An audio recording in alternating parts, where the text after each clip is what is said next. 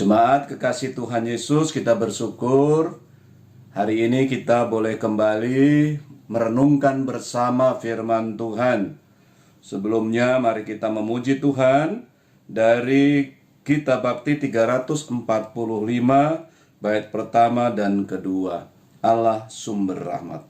Allah sumber rahmat dan karunia, inginkan umatnya rukun dan tentram, hidup berdampingan dalam kasih, saling menopang dan saling memberi.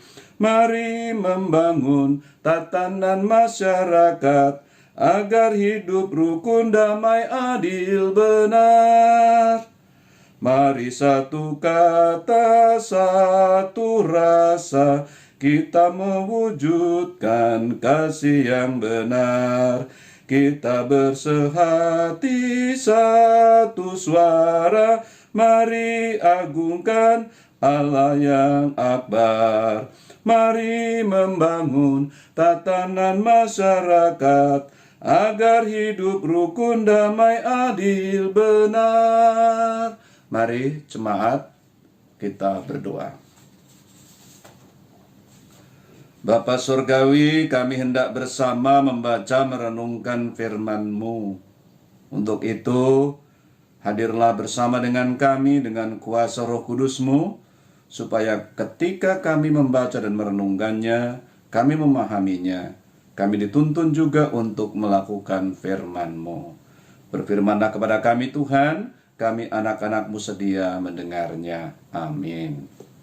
Kitab Kisah Para Rasul, Kitab Kisah Para Rasul 10 ayat 34 sampai dengan 43.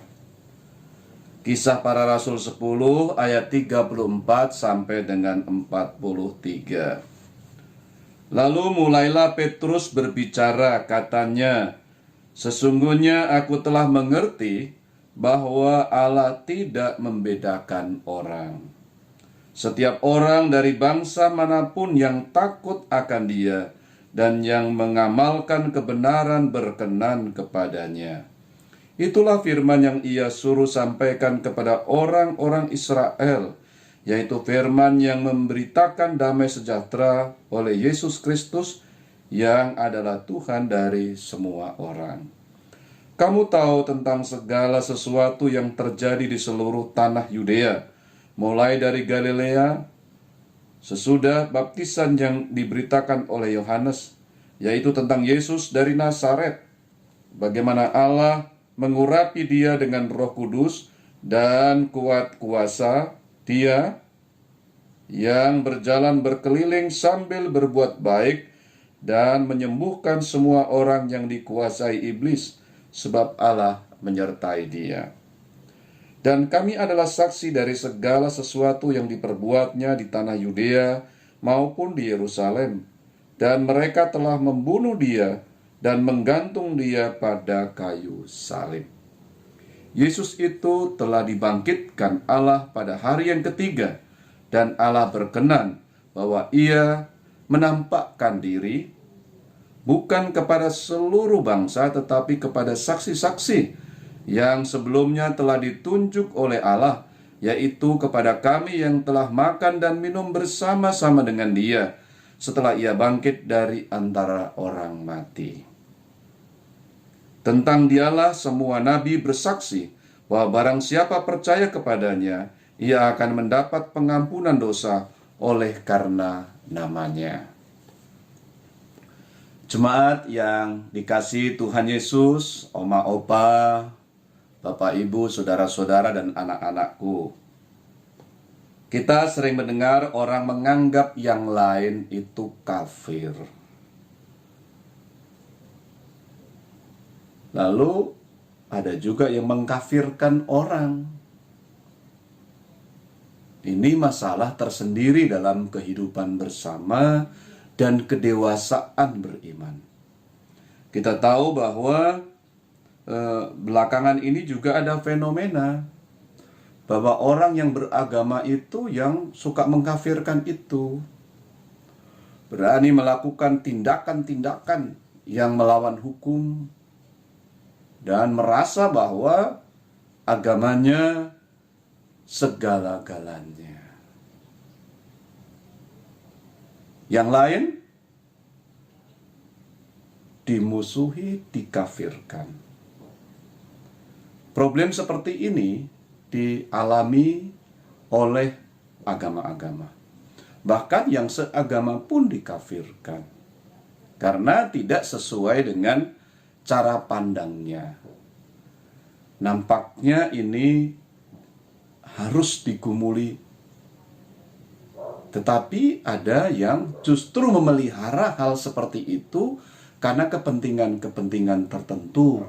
Misalnya kepentingan politik, ya, di saat-saat pemilu, baik itu nasional maupun daerah, mereka sangat membutuhkan cara, ya, atau pola berpikir itu untuk mengeruk suara. Bahkan mereka sangat militan setelah orang berhasil mempengaruhi begitu rupa. Inilah agama. Tapi itu justru membuat sulit kita bersama membangun. Ibarat dalam satu rumah ada perbedaan-perbedaan. Lalu salah satu anak yang merasa dia mungkin paling pandai, atau paling kaya, atau yang dikenal paling bisa diterima orang tuanya, atau anak sulung, atau anak bungsu dan sebagainya, kalau diutamakan maka membangunnya itu akan pincang. Karena setiap anak dia punya karunia tersendiri. Ada pengalaman orang tua yang terlalu memuja-muja salah satu anak. Apa yang terjadi? Dia sangat menyesal karena anak yang dipuja-pujanya itu dia justru tidak memberikan pelayanan yang dibutuhkan pada waktu dia tua. Anak yang diabaikan ini dia bersama terus dengannya dan menjadi berkat. Dia bisa memahami. Nah, itu contoh sederhana. Karena itu menjelekkan yang satu, mengangkat yang lain, merendahkan yang satu, dan meninggikan yang lain bukanlah cara yang tepat. Begitu juga dalam beragama. Kesetaraan dijamin, ya. Berkat satu dengan yang lain dijaga, bukan dibiarkan. Kalau orang mengkafirkan, merendahkan, memojokkan, apa yang harus dilakukan oleh gereja? Bagaimana agama Kristen mensikapi hal seperti ini? Ada dua yang disampaikan dalam perikop pembacaan kita saat ini. Tuhan mau menyampaikan kepada kita dengan kisah Cornelius. Ya, ada dua yang mau disampaikan. Yang pertama adalah agar orang tidak mengharamkan makanan atau mengkafirkan. Tetapi yang diperlihatkan di sini adalah yang janganlah mengharamkan. Sebab Allah nggak mengharamkan makanan. Kalau disejajarkan, janganlah mengkafirkan, gitu ya. Karena Allah sangat mengasihi semua ciptaannya. Ayatnya yang ke-10 Kisah Para Rasul 10 ayat yang ke-15. Apa yang dinyatakan halal oleh Allah tidak boleh engkau nyatakan haram. Ini Petrus melihat makanan binatang-binatang yang dia bisa makan. Tetapi menurut tradisi Yahudi itu tidak boleh. Sehingga Petrus menolaknya. Lalu Tuhan mengatakan agama itu apa yang dikatakan halal jangan diharamkan. Apa yang dikatakan dia mengasihi ciptaannya, jangan ciptaannya dikafirkan, ya, dianggap tidak layak dan dijauhkan. Kafir itu bagi orang Yahudi, dia dipakai sebagai bahan bakar di untuk membuat api neraka. Begitu. Sangat rendah. Ya, merendahkan. Nah, ini yang harus diatasi. Begitu juga makanan. Makanan itu untuk dimakan. Kecuali memang orang dikuasai makanan. Jadi yang penting adalah kebutuhan seimbang, ya, nutrisi yang dibutuhkan itu didapatkan. Jadi Allah memberikannya, tetapi memang ada waktu di zaman Musa agar orang tidak dikuasai itu dengan cara tidak boleh makan yang ini dan yang itu, lalu menjadi tradisi. Tapi intinya adalah jangan dikuasai makanan dan janganlah orang begitu rupa makanan-makanan yang tidak sehat atau yang kotor gitu ya. Karena secara sosiobiologi haram itu bisa didefinisikan ya dia tidak baik, tidak bersih gitu ya. Aneh, binatang yang berkubang, kotor, atau binatang yang di dua alam, darat dengan udara, dengan laut, ya jangan dimakan. Apa nggak ada makanan yang lain gitu. Jadi intinya adalah Allah menghendaki agar orang tidak lagi seperti itu, tidak dikuasai makanan. Tetapi di zaman yang berikutnya modern tentu tidak begitu. Ada cara pengolahan yang tepat. Dan Tuhan Yesus mengatakan di sini itu tradisi, sudah mentradisi, tapi pesan dari Tuhan adalah kamu harus lebih dekat dengan Tuhan. Makanan itu bukan makanan jasmani saja gitu. Karena itu ketika Tuhan Yesus dicobai, suruh mengubah batu menjadi roti, lalu berkata makanan itu bukan hanya dari roti saja, tetapi dari firman Allah. Nah, jelas ya. Lalu yang kedua itu menerima orang, ya. Jadi agama Kristen itu menerima orang yang takut akan Tuhan dan mengamalkannya. Jadi ini, jadi agama Kristen menekankan dua hal. Hal yang kedua adalah menerima orang yang takut akan Tuhan dan mengamalkannya, menjalankannya, bukan yang tidak konsisten. Jadi menerima saja nggak menjalankan. Tetapi kedua-duanya ya, takut akan Tuhan dan mengamalkan, ya, hubungan yang dekat dengan Tuhan itu untuk sesama. Ayat yang ke-34 dan 35. Lalu mulailah Petrus berbicara, katanya, sesungguhnya aku telah mengerti bahwa Allah tidak membedakan orang. Setiap orang dari bangsa manapun yang takut akan Dia dan yang mengamalkan kebenarannya berkenan kepadanya. Ini dia ya. Nah, jadi bukan pada haramnya gitu ya, tetapi punya hubungan yang bagus gitu ya. Bukan pada dikuasai makanan, tetapi yang Allah berkuasa sehingga manusia itu dia menjadi dekat sekali dengan Tuhan, lalu dia mengamalkan, mempraktekkan kehidupannya, ya, dan sangat simpel, sederhana seperti itu. Jawaban ini menunjukkan kedewasaan.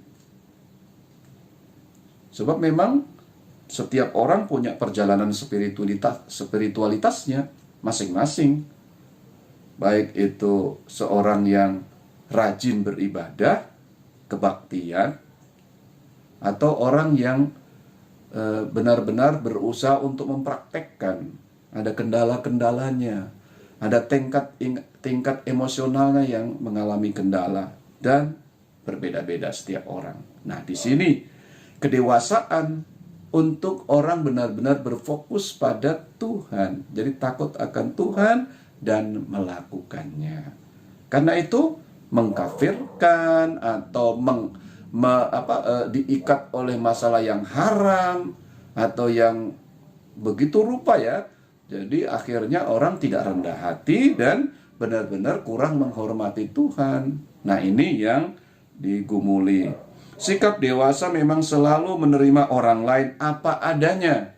Jadi janganlah orang itu menerima menurut ya kehendaknya. Terkadang seperti itu. Nah, orang susah sekali dewasa. Karena apa? Karena dia masih saja bersifat kekanakan, ya, bahwa orang lain itu mesti mengikutinya. Nah, itu yang dianggap sebagai cara hidup, padahal kalau semakin dewasa, semakin terbuka dan belajar dengan yang lain. Nah, proses belajar inilah nantinya Petrus akan sadar, gitu ya. Nah, kalau kita hidup di rumah bersama Indonesia, ya, kita bisa saling menerima satu dengan yang lain dewasa adalah cara yang paling tepat.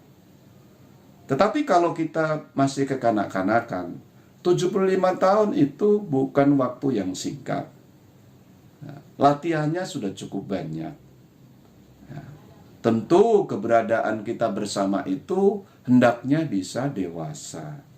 Ini pesan yang baik, dan sebagai orang percaya kita diajak untuk seperti itu. Jadi kita jangan bertanya agamamu apa, gitu. Kalau kamu gereja di mana? Nah, sukunya apa? Karena yang ditekankan adalah kita dewasa, hidup bersama. Kita bergotong royong membangun negeri yang kita cintai ini. Sangat cocok, gitu ya. Karena itu kita bisa mengerti, ya, bisa mengerti bahwa kehidupan bersama ini memang sebuah karya, ya, sebuah kemerdekaan. Ya, kita bisa benar-benar menerima satu dengan yang lain itu orang yang merdeka. Yang bisa mendengar orang lain adalah orang yang merdeka.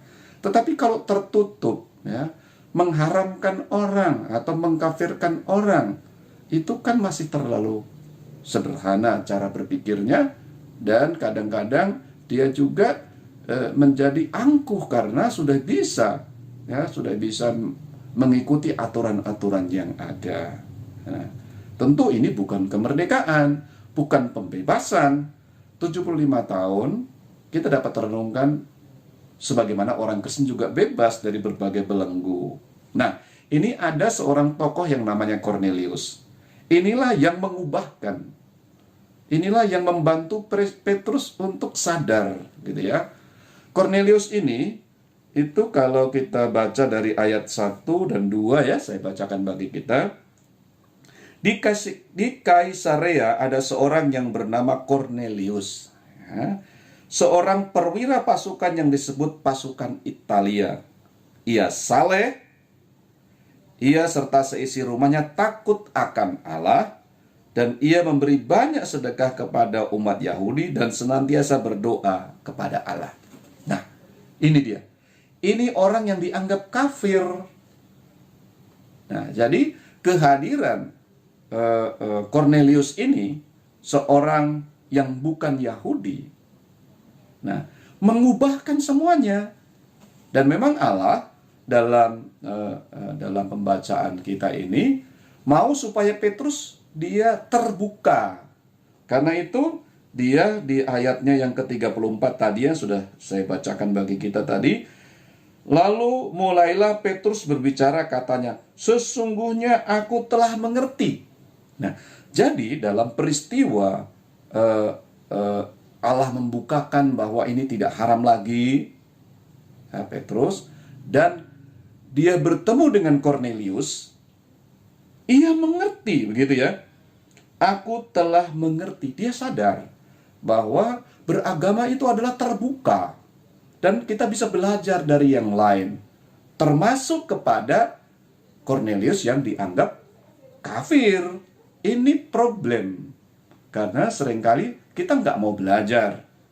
Padahal kenyataannya seringkali kejujuran, ya, kerja keras, ya, mengatasi kemiskinan, itu dilakukan oleh lembaga-lembaga atau LSM atau apa ya, yang lain yang melakukannya. Nah, kita juga harus belajar. Atau gereja juga harus membentuk badan-badan tertentu yang membantu. Nah, gereja harus peka terhadap lingkungan untuk menolong. Nah, karena apa? Karena gereja juga harus mendengar Kornelius, seorang yang di luar, ya, di luar berpikirnya Petrus.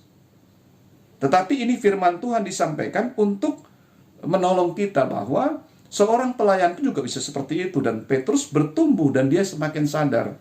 Karena itu nantinya Kornelius ini diterima sebagai saudara. Jadi berkat, bukan disembah, dia manusia biasa. Nah, di situ pesan yang mau disampaikan, bahwa harusnya bersama-sama saling memberi dan menerima. Petrus sadar agama adalah sebuah kesadaran terhadap problem-problem di mana orang dibelenggu.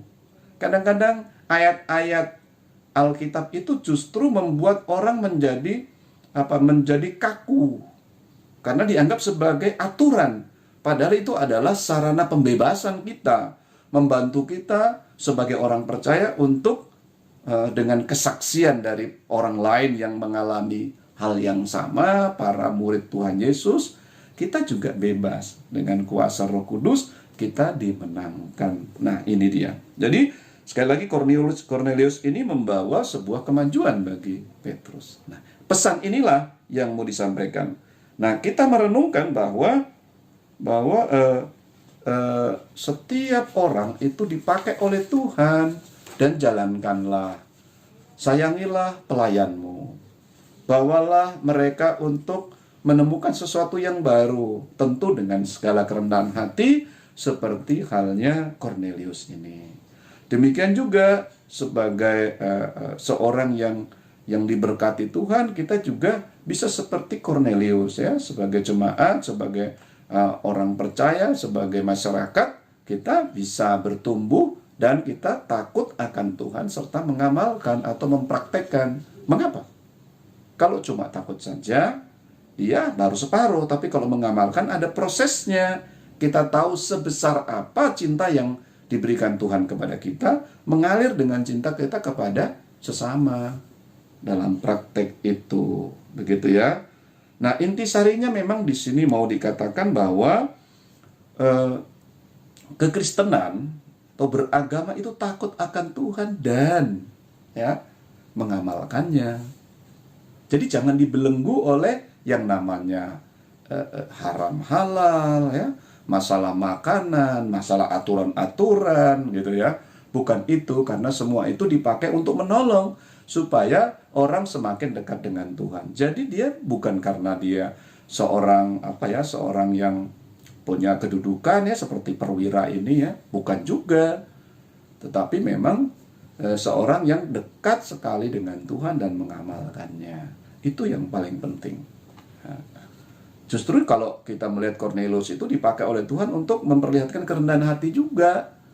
Sebagai seorang perwira dia bisa nyuruh sana sini, tetapi dia juga ketika menyuruh orang mencari yang cocok gitu ya, yang juga takut akan Tuhan, sehingga ketemu dengan Petrus cocok juga. Nah, seorang yang sangat rendah hati dan bijaksana. Seperti Anda dan kita semua, kita bisa seperti Kornelius seperti itu, tetap rendah hati. Mungkin kita punya kedudukan, ya, punya jabatan, punya kemampuan, yang lain mungkin di bawah kita, tetapi dengan kerendahan hati kita bisa mengubahkan segala sesuatunya dengan penuh dengan kesederhanaan, tidak mengandalkan apapun. Kita bisa membantu orang untuk memasuki tahap pelayanan berikutnya. Kornelius melakukan itu. Jadi dengan begitu maka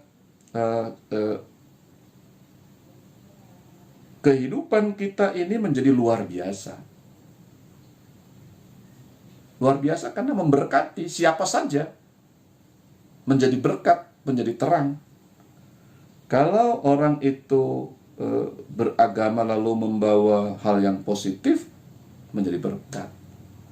Tetapi ada fenomena misalnya mengkafirkan atau haram atau mendiskreditkan. Itu dianggap sebagai sesuatu yang beriman, yang paling berkualitas imannya. Ini sebuah fenomena yang harus diatasi.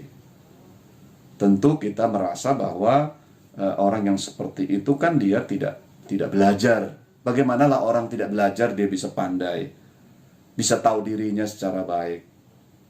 Walaupun mungkin kita menganggap dia tidak layak dan sebagainya. Saya punya murid saya, dokter, dan saya dulu mengajar dia. Saya juga belajar dari dia. Nah, ketika bercakap-cakap, ya seperti itu, tidak apa-apa. Gitu. Dan kita bahagia toh, sebagai seorang guru kan begitu. Nah, kita juga ingin Indonesia ini begitu. Kita belajar juga, kita memberi kesempatan kepada anak muda, bangun negeri ini, dan kita support mereka, sehingga kita bersama membangun ke depan dengan baik. Nah, dengan perubahan atau dengan perjalanan spiritualitas ini, maka Petrus pun gitu ya, dengan semangatnya dia tetap bisa bersaksi gitu loh. Karena memang bertemu dengan Tuhan Yesus bukan hanya pada waktu bersama-sama selama lebih kurang 3 tahun ya, tetapi juga dalam perjalanan hidupnya semakin meyakinkan bahwa Tuhan sayang dengan dia. Tuhan sayang, ketemu karena ada Cornelius yang dengan cara hidupnya menegur juga. Nah, jadi ayatnya yang ke-39. Dan kami adalah saksi dari segala sesuatu yang diperbuatnya di tanah Yudea maupun di Yerusalem. Dan mereka telah membunuh dia dan menggantung dia pada kayu salib. Dia menjadi saksi. Apa sih yang menjadi isi dari pelayanan Tuhan Yesus sehingga para murid ini bersemangat? Isinya adalah ayatnya yang ke-36. Itulah firman yang ia suruh sampaikan kepada orang-orang Israel, yaitu firman yang memberitakan damai sejahtera oleh Yesus Kristus, yang adalah Tuhan dari semua orang. Benarnya ini, dan Tuhan menginginkan kita membawanya. Tapi kita masing-masing ada prosesnya. Kalau Petrus itu ada Cornelius yang menyadarkannya dan Tuhan yang menegur dia, ini haram kok dimakan, bagaimana sih Tuhan? Akhirnya dia sadar juga ya. Dan juga dengan bertemu dengan Cornelius, seorang yang tidak dianggap, akhirnya justru membuat dia bertumbuh begitu rupa. Demikian juga dengan jemaat. Ketika bertemu dengan pelayannya beroleh kemajuan dan mendapat dukungan yang diperlukan, dia bisa melakukannya. Nah, bukan mengadili, ya, bukan membuat berita palsu, jadi disebarkan sesuatu yang tidak baik, lalu dia tidak menarik kata-katanya dan sudah merusak segalanya, bukan begitu, ya. Nah, sebagai jemaat tentu saja kita berbahagia dengan hubungan yang sangat bagus ini, ya, antara seorang Petrus dengan Cornelius. Itu sama dengan ketika pelayanmu, para presbiter itu bertemu dengan orang lain. Anda patut berbangga bahwa pelayanmu juga belajar dari yang lain, tetapi orang lain juga bertumbuh karena pelayanmu ada di sana. Dia bukan hanya milik kita, tetapi juga milik masyarakat di Bojonggede, dimanapun dia ditempatkan. Yang terpenting adalah janganlah kita suka menghakimi. Kalau dia melakukan yang baik, kita doakan dengan baik, kita dukung begitu rupa. Kalau melakukan yang kurang baik, minimal menurut kita kurang berkenan, ya dibantu supaya dia bisa bertumbuh ke arah yang berkenan. Tetapi kalau dia tidak melakukan yang jahat, mengapa kita memasalahkannya? Petrus sadar dan dia belajar banyak hal. Begitulah sikap dewasa. Dan inilah yang akan kita bawa dalam membangun kehidupan di negeri yang kita cintai, yang sudah merdeka selama 75 tahun, gitu ya. Jadi kita tetap menggaungkan kemerdekaan, tapi kemerdekaan itu melalui bagaimana kita membangun, ya, membangun bersama secara dewasa, gitu ya. Tapi kita juga takut akan Tuhan, lalu kita mempraktekkan, ya. Itulah kemerdekaan. Atau bagaimana kita mengisi kemerdekaannya itu dengan cara kita membangun kehidupan bersama, mengembangkannya dengan tentu sikap yang dewasa, dan kita sangat menekankan agar orang itu takut akan Tuhan lalu mempraktekkan apa yang diimaninya. Selamat memasuki kemerdekaan, selamat membangun bersama, kita rukun karena kita anak bangsa ini. apapun perbedaan yang ada, baik itu perbedaan budaya, ya, ras, golongan, ya, agama, dan perbedaan yang lain, ingatlah kita ini satu untuk membangun. Terpujilah namanya. Amin.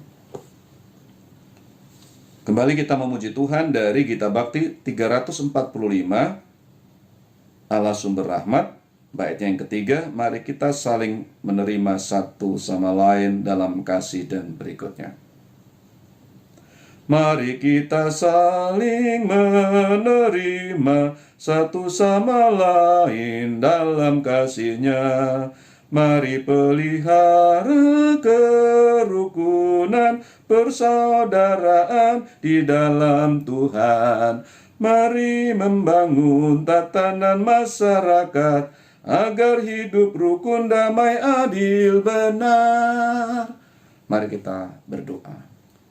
Ya Tuhan, kami memasuki alam merdeka dan kami membangunnya. Kami juga bersama menghadirkan kehidupan yang dekat dengan Tuhan dan mempraktekkan hubungan yang dekat itu dalam kehidupan sehari-hari. Sehingga kami semakin dewasa, kami semakin bahagia hidup di Indonesia yang kami cintai ini. Doa kami untuk jemaat Bojonggede dalam setiap pergumulannya. Demikian juga dengan masyarakat di sekitar, kami hidup bersama yang rukun. Kami berdoa bagi mereka yang berduka cita, keluarga Situmorang, karena Tuhan memanggil Bapak Darji beberapa waktu yang lalu. Tuhan, Engkau kekuatan bagi mereka, Engkau penghiburan sejati. Sebab orang yang percaya kepadamu, dia dikumpulkan oleh Tuhan di rumah Bapa di sorga. Kami doakan agar keluarga diberikan penghiburan sejati ini. Demikian kami selalu melayani dan mendampingi. Tuhan memberkati juga jemaat kami yang sakit, yang berada dalam pemulihan, berbagai pergumulan, karena dampak pandemi corona dan yang lainnya. Mari Tuhan tolonglah, berkat-Mu satukan kami begitu rupa untuk dewasa, membangun dan pembangunan yang berkelanjutan. Doa kami untuk pemerintah bangsa ini, baik itu daerah maupun pusat, agar semua membangun upaya untuk menemukan vaksin corona. Di beberapa daerah negara juga kami Indonesia sedang mereka upayakan, kami doakan. Kami juga menjaga jarak, tinggal di rumah, dan tetap mengikuti protokol kesehatan yang dianjurkan. Dengan begitu kami mengasihi yang lain, juga mengasihi diri kami. Sebagaimana firman-Mu, kasihilah sesama manusia seperti diri sendiri. Kami berdoa, mohon berkat penyertaan-Mu bagi semua yang ikut mendengarkan perenungan firman-Mu ini, berbahagia.